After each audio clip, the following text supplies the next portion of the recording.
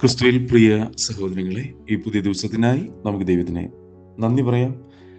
ഓരോ പുതിയ ദിവസത്തിലും നാം ദൈവത്തോട് ചേർന്ന് നടക്കണമെന്നും ദൈവികമായിട്ടുള്ള സ്വസ്ഥതയും സമാധാനവും സന്തോഷവും അനുഭവിച്ചുകൊണ്ട് ജീവിക്കണമെന്നും ദൈവത്തിൻ്റെ പുത്രനായ യേശുക്രിസ്തുവിനെ പോലെ നാം ഓരോരുത്തരും ആയിത്തീരണം എന്നുള്ളതാണ് ദൈവഹൃദയത്തിലെ ആഗ്രഹം. കാരണം ദൈവവചനം അത് നമ്മെ ഓർമ്മപ്പെടുത്തുന്നു. അതുകൊണ്ട് ഇന്നത്തെ ദിവസം ദൈവത്തോട് ചേർന്ന് നടപ്പാനും ദൈവം നമ്മുടെ മേൽ പകരുന്ന കൃപ വ്യർത്ഥമായി പോകാതെ നമ്മുടെ ജീവിതത്തിൻ്റെ ഓരോ സാഹചര്യങ്ങളിലും നമ്മെ യഥാസ്ഥാനപ്പെടുത്തി മനസ്സ് പുതുക്കി പാപവഴികളെ വിട്ടുതിരിഞ്ഞ് നിലനിൽക്കുന്നതും നശിച്ചു പോകാത്തതും നിത്യമായ ദൈവ തേജസ്സിനെ പിൻപറ്റുവാനായി ജ്ഞാനമുള്ളൊരു ഹൃദയം ദൈവം നമുക്ക് നൽകുന്നതിനായി നമുക്ക് ദൈവത്തിന് നന്ദി പറയാം. ഇന്നത്തെ ചിന്തയ്ക്കായിട്ട് സങ്കീർത്തനങ്ങളുടെ പുസ്തകം 10-ാം അധ്യായം 18-ാം വാക്യവും 34-ാം അധ്യായം 18-ാം വാക്യവും. അവിടെ പറയുന്നത്, യഹോവേ, നീ സാധുക്കളുടെ അപേക്ഷ കേട്ടിരിക്കുന്നു, അവരുടെ ഹൃദയത്തെ നീ ഉറപ്പിക്കുകയും നിന്റെ ചെവി ചായ്ച്ച് കേൾക്കുകയും ചെയ്യുന്നു. സങ്കീർത്തനം 34:18 പറയാണ്, ഹൃദയം നുറുങ്ങിയവർക്ക് യഹോവ സമീപസ്ഥൻ, മനസ്സ് തകർന്നവരെ അവൻ രക്ഷിക്കുന്നു. അപ്പോൾ നമ്മളോട് മനസ്സിലാക്കേണ്ട ഒരു കാര്യം എന്ന് പറയുന്നത്, ഇവിടെ പറയണം, യഹോവേ, നീ സാധുക്കളുടെ അപേക്ഷ കേട്ടിരിക്കുന്നു. സാധുക്കളുടെ അപേക്ഷയും പ്രാർത്ഥനയും ഒക്കെ കേൾക്കുന്നൊരു കർത്താവുണ്ട് എന്ന് നാം തിരിച്ചറിയണം. ഈ ലോകത്ത് അങ്ങനെയല്ല. ലോകത്ത് സാധുക്കളെ കേൾപ്പാനും അവരുടെ പ്രശ്നങ്ങൾ മനസ്സിലാക്കാനും ആരും ഇല്ലാതിരിക്കുമ്പോൾ, ഇവിടെ ദൈവവചനം നമ്മളെ ഓർമ്മപ്പെടുത്തുകയാണ്, നീ സാധുക്കളുടെ അപേക്ഷ കേട്ടിരിക്കുന്നു. നമ്മളെ കൈവിടാത്ത, നമ്മളെ ഗദ്ഗതങ്ങളെ അറിയുന്ന, നിരാശകളെ നെടുവീർപ്പുകളെ ഒക്കെ അറിയുന്ന ഒരു കർത്താവാണ് നമുക്കുള്ളത്. ആ കർത്താവിനെയാണ് നാം പിൻപറ്റുന്നത്. കാരണം ദൂരത്ത് നമ്മുടെ ഹൃദയത്തിലെ നിരൂപണങ്ങളെ അറിയുന്ന ഒരു ദൈവമാണ് നമുക്കുള്ളത്. ആ കർത്താവ് നമ്മുടെ വിഷമങ്ങളും പ്രയാസങ്ങളൊക്കെ അറിയുകയും ഇവിടെ പറയാണ്, യഹോവേ, നീ സാധുക്കളുടെ അപേക്ഷ കേട്ടിരിക്കുന്നു. കേട്ടിരിക്കുന്നു എന്ന് പറയുക മാത്രമല്ല, തൊട്ടടുത്ത വാക്യത്തിൽ അവരുടെ ഹൃദയത്തെ നീ ഉറപ്പിക്കുകയും. ഹൃദയത്തെ ഉറപ്പിക്കുക എന്ന് പറഞ്ഞാൽ ദുഃഖത്തിൽ, നിരാശയിൽ, വേദനയിൽ, ഒറ്റപ്പെടലുകൾ, സങ്കടങ്ങളിലൊക്കെ ഇവിടെ പറയാണ്, അവരുടെ ഹൃദയത്തെ നീ ഉറപ്പിക്കും. തുറന്നു പറയാൻ നിന്റെ ചെവി ചായ്ച്ച് കേൾക്കുകയും ചെയ്യുന്നു. അപ്പോൾ പ്രാർത്ഥനയ്ക്ക് ഉത്തരം തരുന്നൊരു കർത്താവാണ് നമുക്കുള്ളത്. നമ്മളുടെ വേദനകളെ, പ്രയാസങ്ങളെ, വിഷമങ്ങളെ, ഒറ്റപ്പെടലുകൾ, നിരാശകൾ ഇതെല്ലാം അറിയുന്ന ഒരു ദൈവം നമുക്കുള്ളത്. അറിയുക മാത്രമല്ല, ആ സാഹചര്യത്തിന് നടുവിൽ നമ്മെ ബലപ്പെടുത്തുകയും നമ്മളെ ആശ്വസിപ്പിക്കുകയും നമ്മളെ കരം പിടിച്ചുയർത്തുകയും ചെയ്യുന്ന ഒരു കർത്താവ് നമുക്കുള്ളത്. അതുകൊണ്ട് കർത്താവ് പറഞ്ഞത്, കണ്ടാലും ഞാൻ ലോകാവസാനത്തോളം എല്ലാ നാളും നിന്നോട് കൂടെയുണ്ട്, ഞാൻ നിന്നെ ഒരു നാളും കൈവിടത്തില്ല, ഉപേക്ഷിക്കത്തില്ല. മനുഷ്യരൊക്കെ വാക്കുമാറും, എന്നാൽ കർത്താവ് വാക്കുമാറത്തില്ല. കർത്താവിന് മാത്രമേ നമ്മളെ ഏതൊരു സാഹചര്യത്തിന് നടുവിലും നമ്മുടെ അടുക്കൽ വന്ന് ആശ്വസിപ്പിക്കുവാനും നമുക്ക് വേണ്ടി കരുതുവാനും നമ്മെ ബലപ്പെടുത്തുവാനൊക്കെ സാധിക്കത്തുള്ളൂ. അതുകൊണ്ട് ഇവിടെ ദൈവത്തിൻ്റെ വചനം നമ്മളെ ഓർമ്മപ്പെടുത്തുകയാണ്, ചെവി ചായ്ച്ച് കേൾക്കുന്നു, അവൻ നിന്റെ ഹൃദയത്തെ ഉറപ്പിക്കുന്നു. ഹൃദയം പലപ്പോഴും ക്ഷീണിച്ചു പോകുമ്പോൾ, തളർന്നു പോകുമ്പോൾ, ഭാരപ്പെട്ടു പോകുമ്പോൾ, വേദനയിലായിരിക്കുമ്പോൾ കർത്താവ് നമ്മളെ ഇവിടെ പറയാം, ഹൃദയത്തെ ഉറപ്പിക്കും. കർത്താവിൻ്റെ വചനത്തിൽ കൂടി നമ്മളെ ഉറപ്പിക്കും, നമ്മെ ബലപ്പെടുത്തും, നമ്മെ ആശ്വസിപ്പിക്കും. കാരണം അവൻ ആശ്വാസപ്രദനാണ്.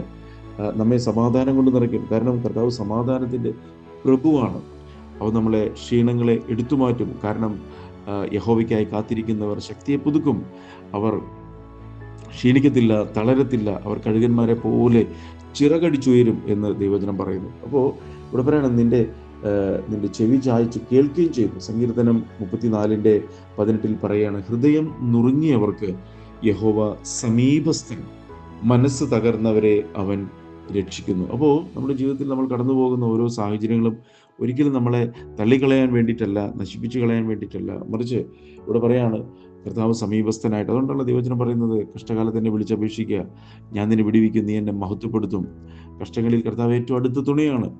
കഷ്ടത സഹിഷ്ണുതയെയും, സഹിഷ്ണുത സിദ്ധതയെയും, സിദ്ധത പ്രത്യാശയും ഉളവാക്കുന്നതെന്നറിഞ്ഞ് കഷ്ടങ്ങളിലും സന്തോഷിക്കുന്ന വ്യക്തിത്വങ്ങളായിട്ട് ഓരോരുത്തരും തീരണമെന്ന് ദൈവം ആഗ്രഹിക്കുന്നു. കാരണം ഇതൊന്നും നമ്മെ നശിപ്പിച്ചു കളയാൻ വേണ്ടിയിട്ടല്ല. പിശാച് പലവിധമായ തന്ത്രങ്ങളിൽ കൂടി തെറ്റിക്കാൻ ശ്രമിക്കുമ്പോൾ ദൈവത്തിൻ്റെ ആത്മാവ് നമ്മളെ ഒരുക്കി ബലപ്പെടുത്തി ശക്തീകരിച്ച് ദൈവ തേജസ്സിലേക്ക് നമ്മളെ വഴി നടത്തും. അപ്പോൾ ഇവിടെ ഓർമ്മപ്പെടുന്ന, ഹൃദയം നുറുങ്ങിയവർക്ക് യഹോവ സമീപസ്ഥൻ. പലവിധമായിട്ടുള്ള വാക്കുകൾ കൊണ്ട് അല്ലെങ്കിൽ പ്രവൃത്തികൾ കൊണ്ട്, ഇടപെടലുകൾ കൊണ്ട്, പല മുറിവുകളൊക്കെ സംഭവിക്കും. ഇവിടെ പറയാണ് ഹൃദയം നുറുങ്ങിയവർക്ക് കർത്താവ് സമീപസ്ഥൻ. മാത്രമല്ല വേറൊരു അടുത്ത് പറയുകയാണ്, തകർന്നും നുറുങ്ങിയും ഇരിക്കുന്ന ഹൃദയത്തിൻ്റെ പ്രാർത്ഥനകളെ ദൈവം നിരസിക്കുകയില്ല. കർത്താവ് നിരസിക്കത്തില്ല.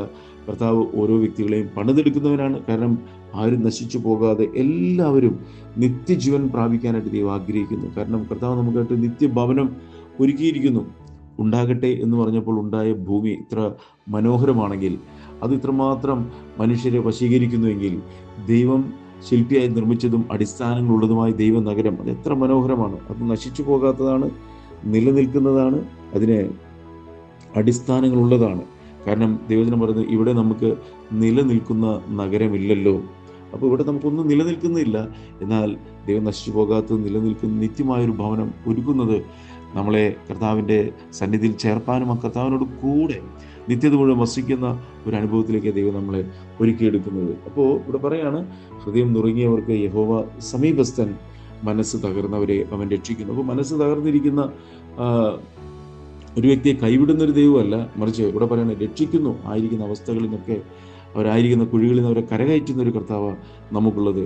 അതുകൊണ്ട് ആ കർത്താവിൻ്റെ ദൈവജനം പറഞ്ഞ അവങ്കിലേക്ക് നോക്കിയവർ പ്രകാശിതരായി അവരുടെ മുഖം ലജ്ജിച്ചു പോയിട്ടില്ല. പ്രാർത്ഥിക്കുക. സ്വർഗ്ഗസ്ഥ പിതാവേ, അളവറ്റ കൃപയും കരുണയും സ്നേഹവും ഞങ്ങളുടെ മേൽ പകരുന്ന ദൈവമേ, നീ സാധുക്കളുടെ അപേക്ഷ കേൾക്കുന്നവനാണ്.